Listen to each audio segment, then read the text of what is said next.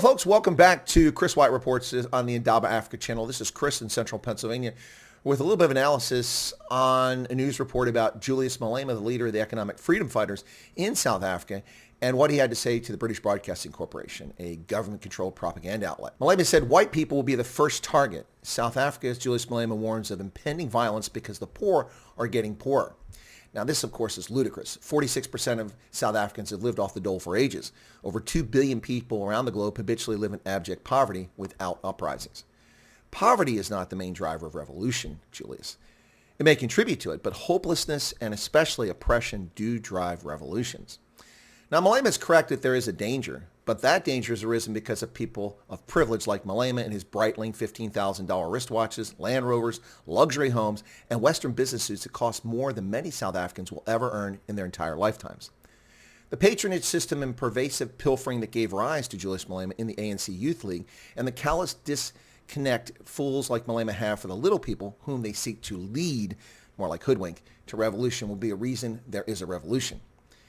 Broad daylight thugs are carjacking, raping, looting shopping malls, and terrorizing South Africa. Resentment at a government that allows both its political leadership and criminals to prey upon them are far more likely to result in an uprising than simple poverty. Now, where exactly was Julius Malema calling for action over the African National Congress returning 62 million rand in funds for the hungry in Nelson Mandela Bay that resulted in 15 infants and newborns starving to death? What plan or action has he taken over his governance failure? Nothing, to be exact. Now, Juju told the BBC, I've engaged in democratic ways of trying to resolve the problems in South Africa. Those who are scared of our ideas try to create an impression of very violent people. We are not. Well, what are his ideas? The theft of lawfully acquired land through expropriation without compensation. Nationalization of mineral resources where they can be more easily pilfered for political elites' enrichment. Welfare grants to ensure the electorate is wholly dependent on government. And class and racially divisive rhetoric that has caused untold harm already. What of his so-called democratic ways? Would that include assaulting a police officer at Winnie Mandela's funeral? How about discharging a loaded firearm into a crowd and then switching the receiver to mislead the police? Singing racial hatred songs like Kill the Boer? Or telling an interviewer that you're not calling for the slaughter of white people, at least not for now? What about exhorting your sycophantic rabble to attack the Clicks pharmacies? 43 retail locations attacked and looted, including a Molotov cocktail fired into one of those stores. What about bussing in violent party supporters at Senegal in 2020 to vandalize the small town? How about, on the same day, encouraging people to burn farmers out, singing racist songs encouraging black EFF members to burn farmers out? These are just a few of the democratic activities that Julius Malema has been involved in just the past few years. Make no mistake, he's a charlatan. The only things he generally cares about are self-aggrandizement, accumulation of personal wealth, stoking division to his advantage, and naked power. That the South African authorities have not only tolerated his criminal conduct for years, but have been aided by dark money, corrupt media, the diplomatic corps in South Africa, and the international press should be alarming. If his name were, say, Frick du Toit, he would have long ago disappeared into South Africa's gang rape prisons. Now, Malema told BBC's Hard Talk, when the unled revolution comes, the first target is going to be white people, adding that the uprising would also target black elites.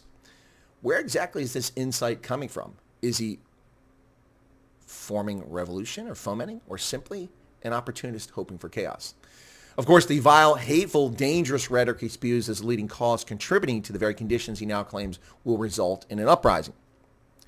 Malema said there was no national plan to address poverty, unemployment, and inequality plaguing South Africa, and warned that it could lead to violence.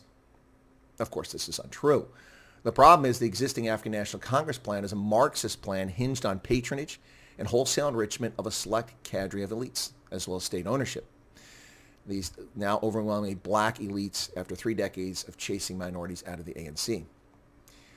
Now, the Malema who gets fawning attention by the BBC has at times actually been charged for his alleged crimes, including fraud, money laundering, racketeering, and tax evasion over his handling of government contracts, as well as assaulting a police officer at a funeral, inciting murder with hate speech, and discharging a firearm in public, and so on. While racist black nationalists and their willing liberal white accomplices look the other way and gleefully cheer on Malema to help collapse society in favor of serfdom for the masses and riches for the elites, they all too quickly forget that Malema rose to prominence not calling for the murder of white South Africans, but by turning against then-President Jacob Zuma after endlessly saying he would lay down his life for Zuma. Juju's just a fraud who will use whatever convenient minority or out-of-favor figure of the moment to achieve his hate-filled self-aggrandizement agenda. Today it's murdering white South Africans, tomorrow it's black elites, then Muslims, then Xhosa. Where does it end? We've seen this movie before. When such dangerous people act with impunity, it ends badly for the innocent. And that's the reality of Julius Malema. It's high time that authorities started taking action against this gentleman. It's ridiculous to say the very least. Hey folks, if you're not subscribed, why don't you become a subscriber to Chris White in Africa, and we'll see you right here on the program. Thank you for your support.